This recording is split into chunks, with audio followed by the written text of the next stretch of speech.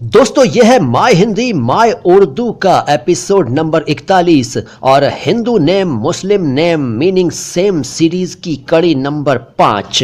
मैं हूं मोइन शम्सी। सलाम हिंदुस्तान। दोस्तों आप में से बहुत से लोग जानते हैं कि इस सीरीज में मैं आपको हिंदी और उर्दू के नामों में समानता बता रहा हूं, ऐसी समानता जिसको सुनकर आप में से कई लोग हैरान हो रहे हैं। दोस्तों आपकी हैरानी अभी और बढ़ेगी क्योंकि मैंने बहुत सारे नाम और जमा किए हैं। आपको आहिस्ता आहिस्ता आने वाले एपिसोड्स में सब बताऊंगा। आज भी कुछ नाम आपको बताने वाला हूं, लेकिन उससे पहले आपसे रिक्वेस्ट करता हूं कि जल्दी से लाइक का बटन दबा दीजिए और अगर आपने अभी तक सब्सक्राइब कभी नहीं किया है इस चैनल को तो सब्सक्राइब भी कर दीजिए और अगर आपने इस चैनल पर कभी भी घंटी का बटन नहीं दबाया है तो दबा दीजिए और इस चैनल के लिंक को व्हाट्सएप और फेसबुक और ट्विटर समेत अपने सभी सोशल मीडिया प्लेटफॉर्म्स पर शेयर भी कीजिए क्योंकि जब आपको मजा आ रहा है तो दूसरों को भी आना चाहिए। जब आपकी जानकारी बढ़ रही है तो दूसरों की भी बढ़नी चाहिए। अच्छा दोस्तों, इससे पहले कि मैं आज की बात शुरू करूं, आज के नाम शुरू करूं, आपसे एक बात और कहनी है और वो ये है कि मेरे बताए गए कुछ नामों पर कुछ साथियों ने ऑब्जेक्शन किया है और उनका कहना है कि ये नाम होते ही नहीं। दोस्तों मैं बहुत रिसर्च के बाद, बहुत स्टडी के बाद यहां आपको नाम बता रहा हूं। मैं कोई भी बात ऐसे ही नहीं कह देता, इसलिए प्लीज अगर आपको लगता है कि कोई मैंने नाम गलत बताया है तो पहले उसके बारे में मालूमात कर लीजिए, वो सही निकलेगा। हाँ ये और बात है कि आपने अभी तक वो नाम सुना ना हो। खैर, आज का सबसे पहला नाम है पवन। पवन का अर्थ आप जानते हैं हवा, और अनिल को भी हवा कहते हैं। तो पवन और अनिल हमारे नॉन मुस्लिम भाई नाम रखते हैं और इसी का उर्दू शब्द है सबा।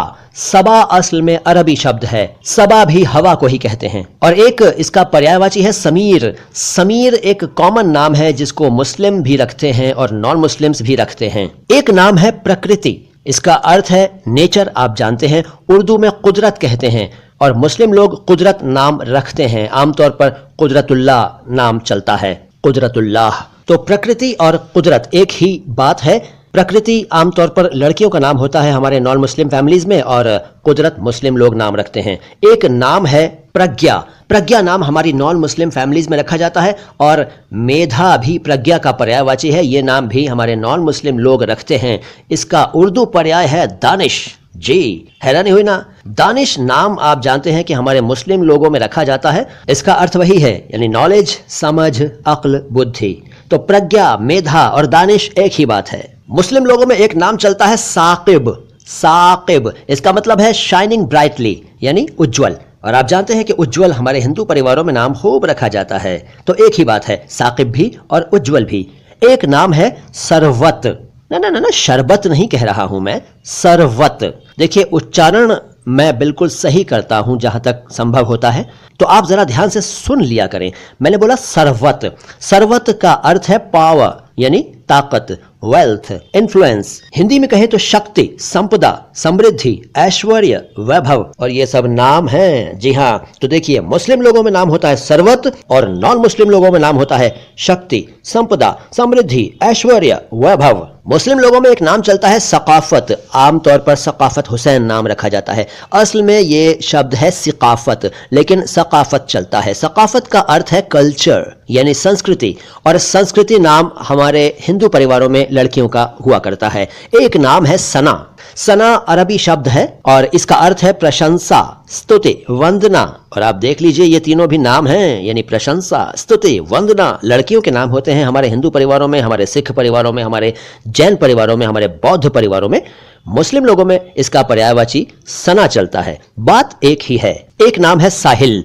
साहिल समुंदर का किनारा, कॉमन नाम है, सब लोग रखते हैं। हिंदू क्या, मुस्लिम क्या, सिख क्या, बौद्ध क्या, जैन क्या, सब रखते हैं। और हमारे देश में तो क्रिश्चियंस भी ये नाम रख लेते हैं। साहिल खूब चलता है। एक नाम है मुस्लिम लोगों में सालिम। सालिम का अर्थ है सलामत।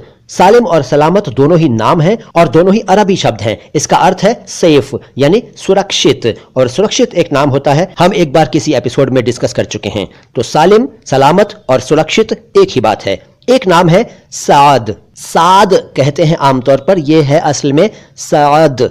साद अरबी शब्द है, इसका अर्थ है समृद्धि, तो समृद्धि और साद एक ही बात है। साद से मिलता जुलता एक नाम है सईद, जिसे सईद कहते हैं। असल में अरबी स्टाइल में पढ़ें तो ये सईद कहलाएगा। आमतौर पर हम लोग सईद कहते हैं। सईद अरबी शब्द है, इसका अर्थ है हैप्पी। और हैप्पी आप जानते हैं नाम होता है लड़कियों का भी और लड़कों का भी। हमारे सिख परिवारों में, हमारे हिंदू परिवारों में, हमारे जैन परिवारों में, हमारे बौद्ध परिवारों में, सब में, मुस्लिम लोगों में भी होता है हैप्पी। तो सईद और हैप्पी एक ही बात है।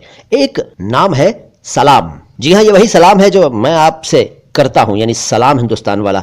तो सलाम का अर्थ है सलामती। इसका एक अर्थ शांति भी है, शांति। और आप जानते हैं शांति नाम होता है मर्दों का भी और औरतों का भी, शांति। तो सलाम और शांति एक ही बात है। एक नाम है सुल्तान। सुल्तान का अर्थ है राजा, यानी बादशाह।